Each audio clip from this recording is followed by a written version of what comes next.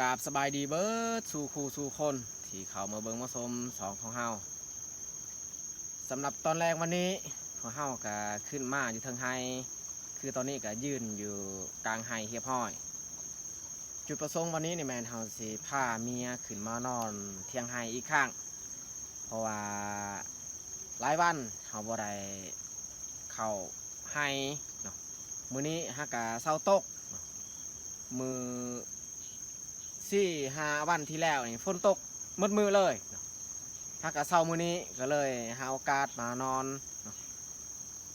ส่วนคอนเทนต์ที่ PPFC แนะนำให้ขอยเฮ็ดนี่ตอนนี้นี่ขอยยังบ่ทันสามารถเอาไปเฮ็ดได้นะก็มีหลายคอนเทนต์ที่ PPFC แนะนำให้เนาะแต่ว่าเราต้องเลือกคอนเทนต์อย่างใดอย่างหนึ่งให้มันเข้ากับสภาพความเป็นจริงในหมู่บ้านเฮาเนาะอันใดแบบว่าเราสามารถเฮ็ดได้คอนเทนต์ที่พีบอกฮั่นเราก็จะเฮ็ดคอนเทนต์นั้นเนาะส่วนคอนเทนต์ที่เราจะเฮ็ดก็เรายังบ่ทันบอกตอนนี้ดอกเพราะว่าข้าวให้เราเกี่ยวยังบ่ทันแล้วเมื่อเราเกี่ยวข้าวให้แล้วเราก็พาเมียออกไปใช้ตามคอนเทนต์ที่พี่ๆแนะนำให้เนาะโอเคมาแต่ทุกคนติดตามเบิ่งติดตามชมในคลิปนี้ไปก่อน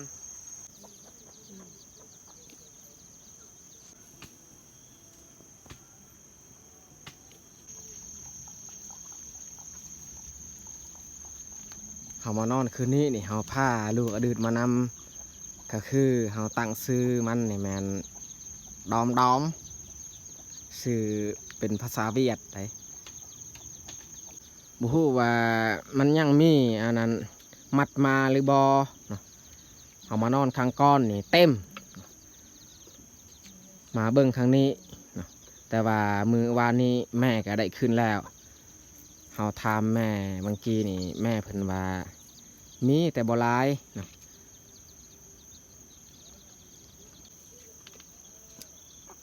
สุ่มฟืนเขาดังไฟก้อนเพราะว่าช่วงแรงๆแบบนี้นี่มียุงหลาย3-4 วันที่แล้วนี่เราได้เอาไก่มาเลี้ยงอยู่นี่เอาไก่มาเลี้ยงคืนไก่ที่เราเลี้ยงครั้งก่อนมันมีลูกอ่อนเราก็เอามาเลี้ยงอยู่นี้เมื่อลูกมันใหญ่กับเอาไปเลี้ยงอยู่บ้านคืนยังมีอยู่ได้มัดมาแต่ว่ามีบ่หลายส่วนเฮามานอนอันนั้นกองเฟืองข้างก้อนนี่เต็มเลยอยู่นี่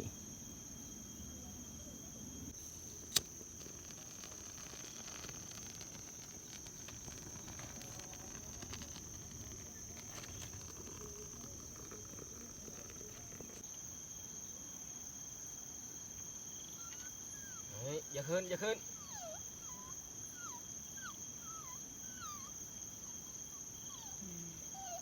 เขามาถ่ายทำกันยังที่เก่าที่เดิมทุกคนเอ้ย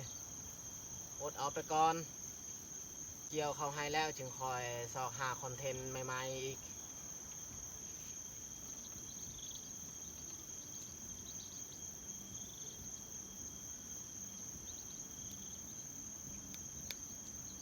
ยุงไล่ขนาดเมื่อกี้เมื่อเขาจุดไฟนี่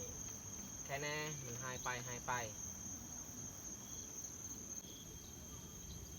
ขึ้นมาให้วันนี้เนี่ยเขาบ่ได้เฮ็ดเวียกเฮ็ดงานขึ้นมาสวง4 โมงแรงฝนหักกระเซาตกเขาย่างขึ้นมามันแต่สิขึ้นมาเฮ็ดของกินแล้วก็กินข้าวแรงชมบรรยากาศสวงแรงๆหรือว่าตอนกลางค่ำกลางคืน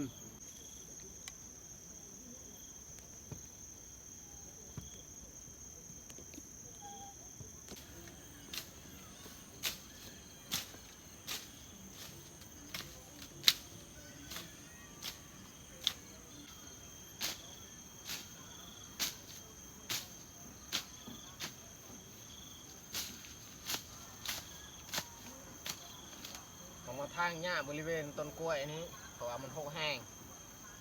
แต่ว่ามันสูงกว่านี้นี่เวลาเราย่างไปย่างมานี่เป็นตาย่านคือกันหญ้าหกแบบนี้มีโอกาสสัตว์ที่มีพิษมันอยู่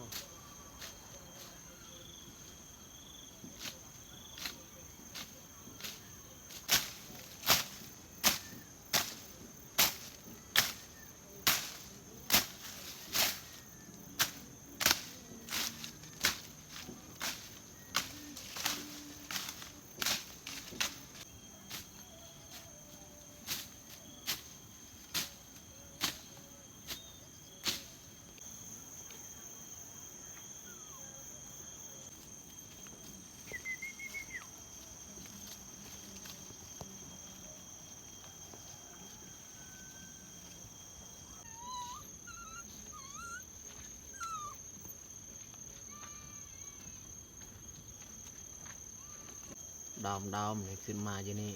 ขึ้นมานอนสำหรับของกินตอนแรกในแมนให้อาเตยเป็นผู้เฮ็ดส่วนข้าวในแมนเฮาได้นึ่งเอามาจากบ้านแล้วมาอยู่นี่มีแต่เฮามาเฮ็ดของกินเท่านั้น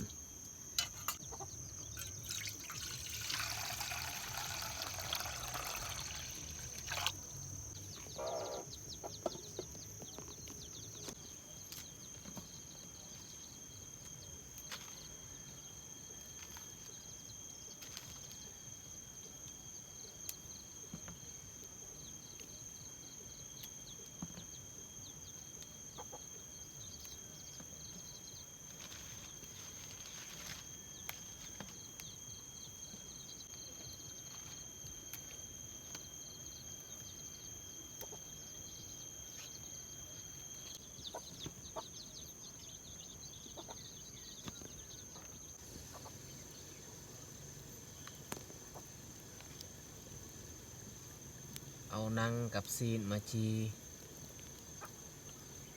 นั่ง2 เซนซีนเซนหนึ่ง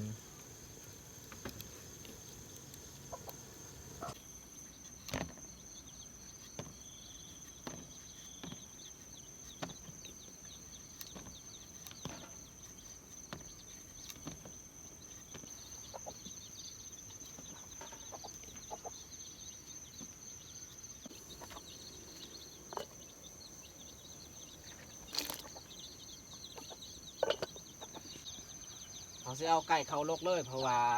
บรรยากาศก็เริ่มมืดแล้ว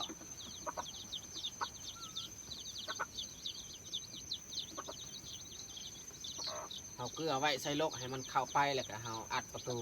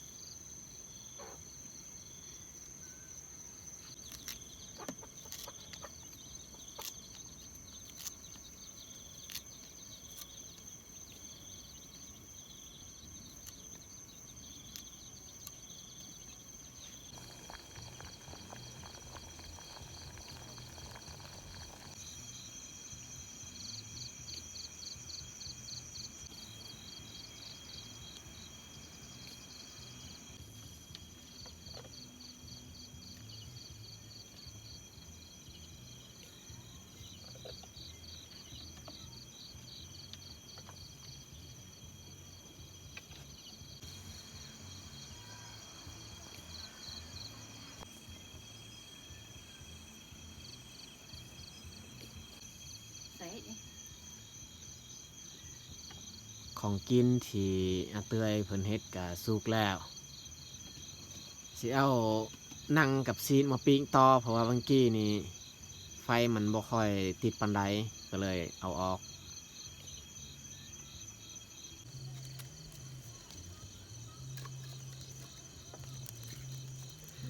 นั่งอันนี้เริ่มไหม้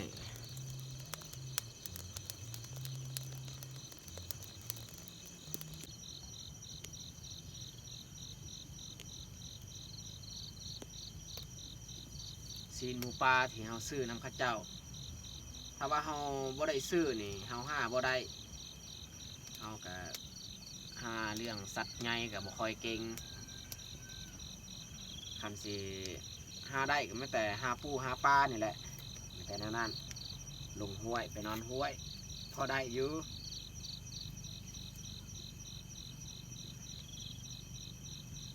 สัตว์ใหญ่นี่ก็ถ้าว่าเฮาไปนอนปลาเลิกก็บางที่ก็มีโอกาสเฮาได้แต่ว่าส่วนหลายเฮาเห็นบางคนเขาถ่ายแบบว่าเฮาฆ่าสัตว์ใหญ่นี่ FC ส่วนหลายเขาบ่มักปานใดเฮาฆ่าสัตว์ใหญ่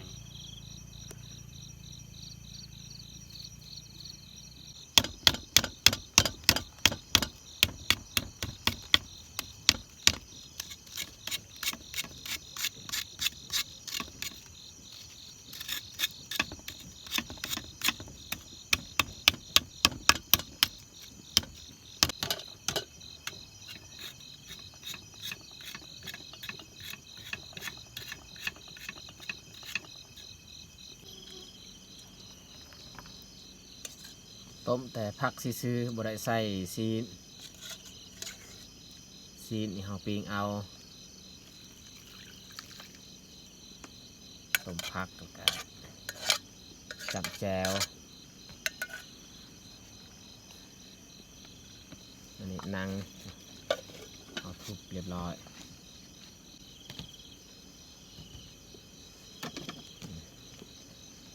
ซีนเส้นหนึ่งหมดสำนี้แหละสำหรับอาหารตอนแรงวันนี้ข้าวก็เต็มติ๊บข้าวเหนียวปนมันข้าวประจำของบ้านเฮา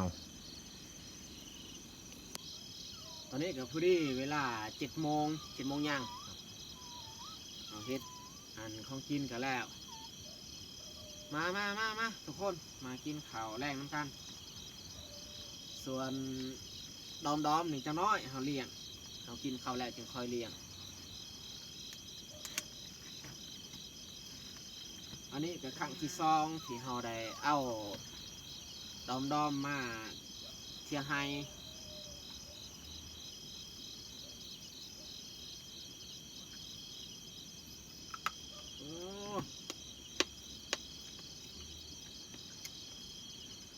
แข็งเรือล้อนั่งอันนี้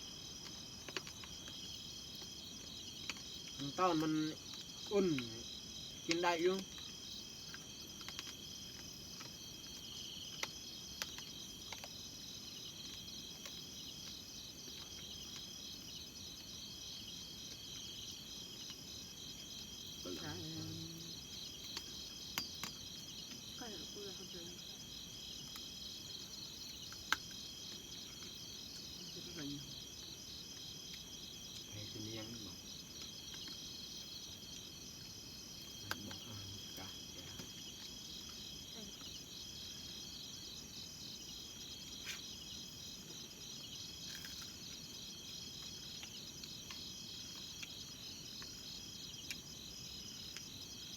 ตัวน้อย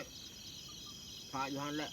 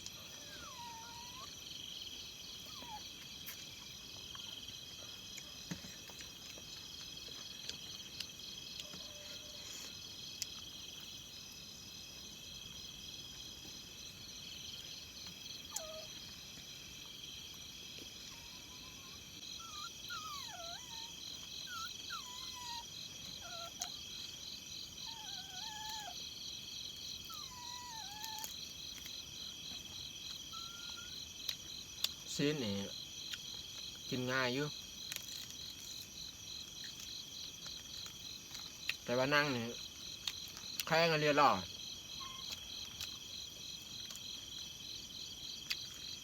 นั่งนี่เขาสิจีคืนให้มันอุ่นแล้วจึงคอยกินแบบมันเย็นนี่กินบ่ได้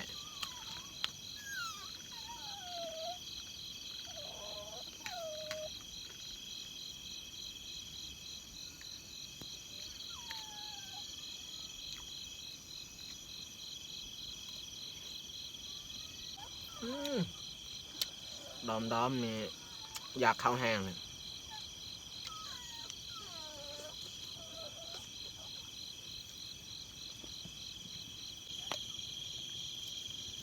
จะใส่เกลือกับเป็นนัวส้มกับข้าวที่เขาจะเลี้ยงอันลูกกระดืดเพราะว่าอันน้ำแกงมันเผ็ดลูกกระดืดมันกินบ่ได้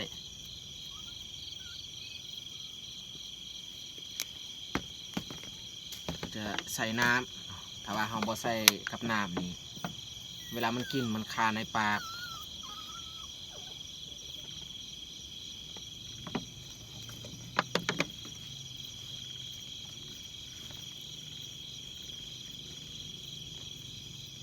เอาถ้าว่าเฮาบ่ใส่เกลือแป้งนัวมันก็บ่กินอีกแบบว่ามันจางถ้าว่าตัวเฮาย่ำใส่ปากเฮาแล้วเฮาคายออกตัวนั้นนี่มันกินได้ง่ายแล้วก็แซ่บความนัวมันบ่หายตัวนี้นี่เฮาใส่น้ำมันจางๆนิดนึง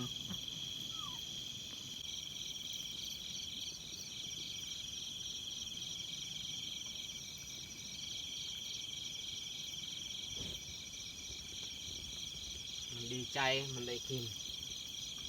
เห็นว่าหางของมัน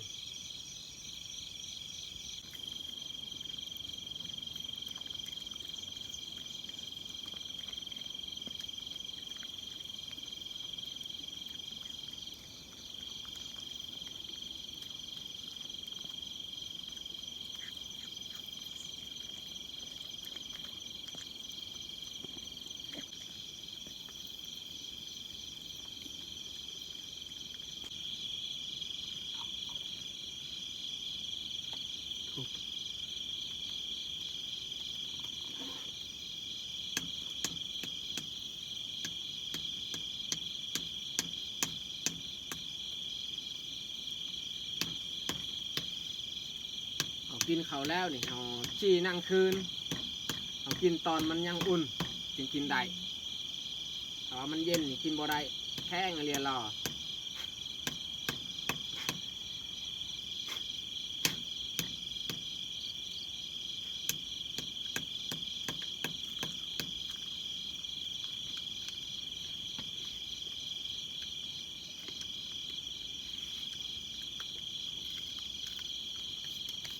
ดอมนี่กินบ่ได้ดอกแข้งขนาด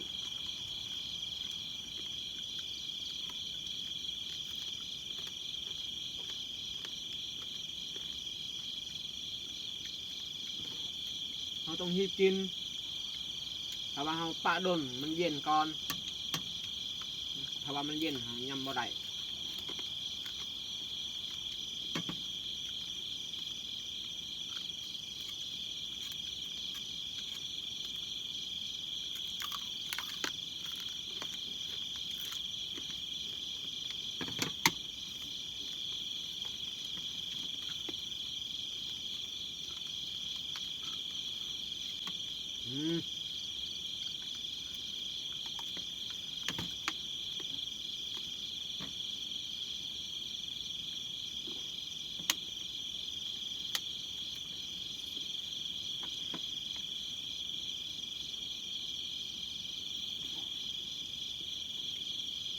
ลูกกระดื้อเดี๋ยวมันกินข้าวบ่หลายข้าวที่เราส้มในใบตองหัน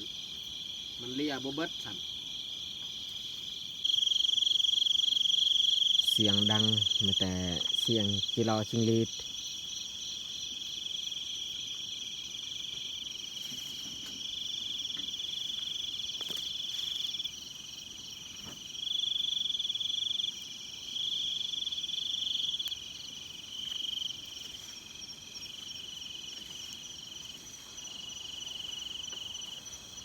ขังก้อนนี่เฮามานอนอยู่นี้กองเฟืองอันนี้นอนอุ่นได้เฮานี่จากมัดมา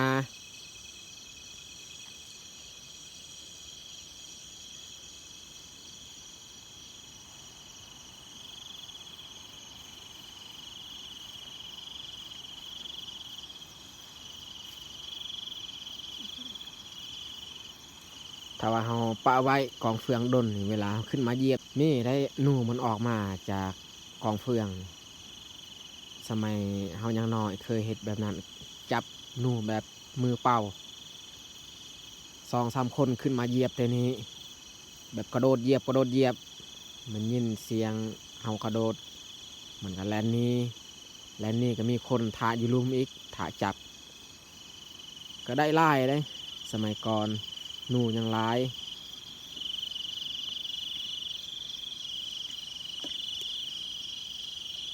มันแต่เฮาสิกลับเทียงกลับไปเงี่ยงเบิ้งบริเวณเทียงที่เฮานอนอันนี้อย่างว่ามีสัตว์บางชนิดมันเข้ามาอยู่ก่อนเฮาสิหลับสินอนนี่ต้อง สำรวจเบิ่งให้ดีๆ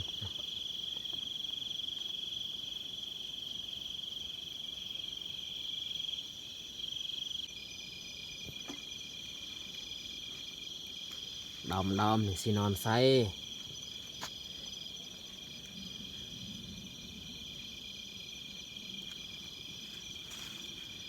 เอาไก่มาเลี้ยงนี่ไม่แต่มาโยมายะเลยกลางเทียงนี่มันเขีย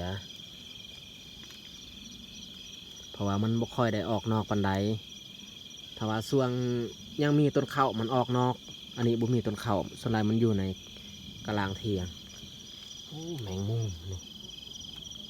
แมงมุม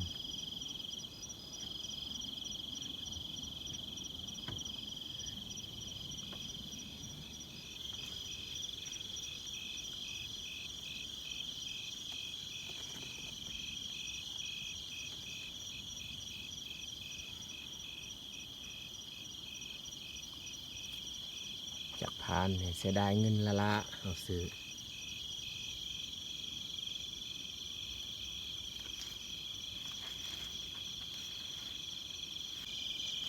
เอาสำรวจเบิ้งละเอียดน่าจะปลอดภัยไม่แต่เขาสิเริ่มเอาเครื่องบอนอนบอนอยู่กางมุ้งแล้วก็เอาอันพอห่มปูพื้นหนึ่งเขาปูพื้นหนึ่งเขาห่มเอา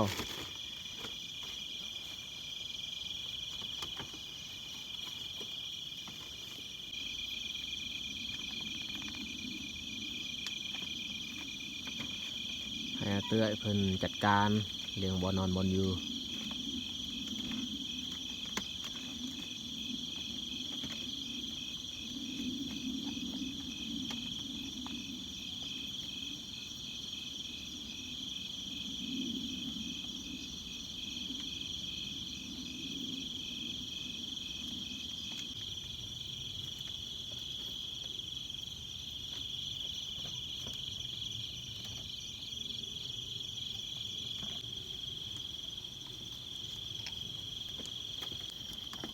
ดอมเนี่ยสิให้นอนอยู่นี้นี่บอนเขาปูไว้อันกระสอบมันน่าจะอุ่นดีอยู่นอนอยู่ลุ่มอยู่กลาง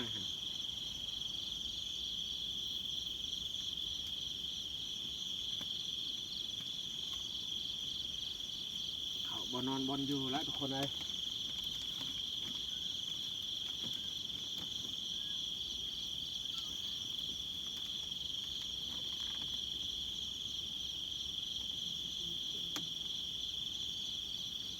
ตอนนี้เนี่ยบูฮู้สึกหนาวพอดีสำนี้บ่หนาวแล้วก็บ่ฮ้อนโอ้ย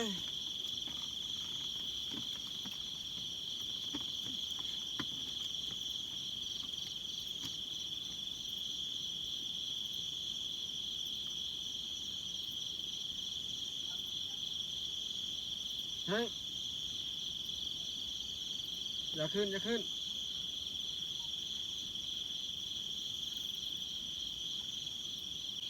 ถ้าว่าบุคคลใดที่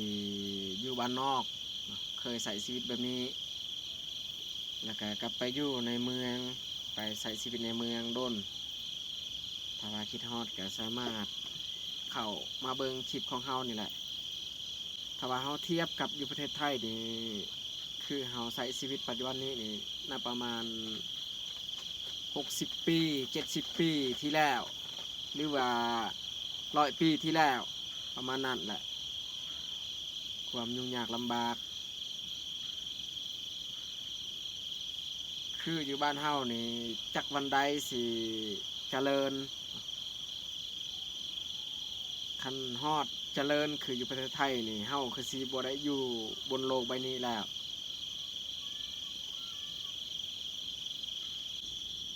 โอเคทุกคนไม่ใช่เฮาสิปิดไฟแล้วก็นอนเลย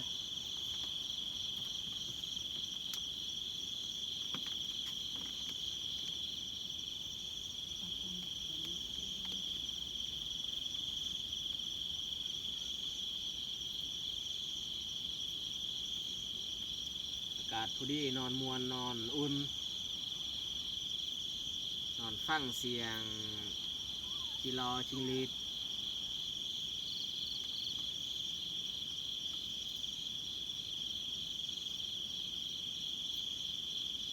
ใส่ชีวิตแบบสงบ